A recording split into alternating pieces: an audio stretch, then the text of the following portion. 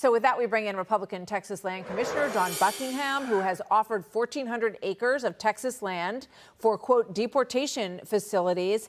Commissioner, great to have you with us today. Thank you very much for joining me.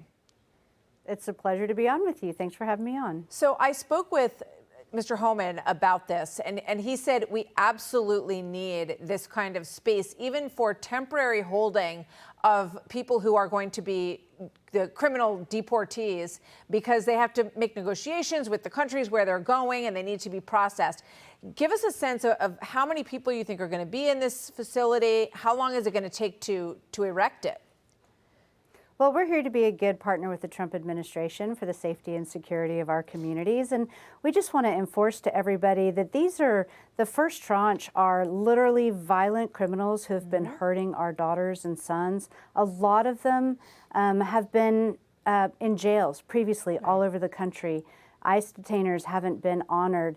It allows them to rape and kill again and again, as we have just seen with some of our recent young ladies who have perished at the hands of these folks. So my idea is this detention center is really a last stop. These illegal violent criminals are clogging up jails, creating problems locally. They need a place for central processing. If we can be of help, we want to be of help. This piece of property is adjacent to a good-sized road, an international airport, and then, of course, an international crossing with a bridge over the river. So we think it's ideally located. And again, we're just here to be a good partner with the Trump administration to be sure that these violent criminals that are hurting our sons and daughters are off of our soil. Yeah.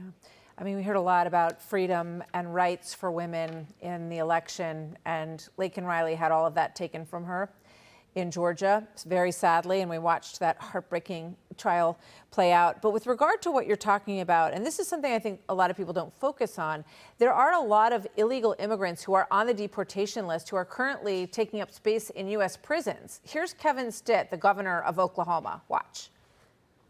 Everybody that's in our prisons that are here illegally, that are breaking our laws, we believe in public safety. We want to protect the citizens of Oklahoma, and we want to be ready to get them out of our state and out of our country.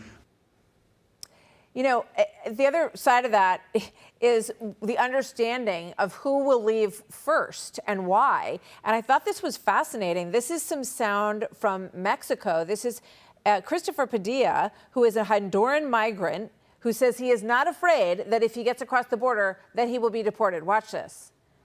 I watched an interview where Trump said there will be a deportation of anyone who committed a crime from any country. But for an immigrant who hasn't committed any crime, there won't be a deportation.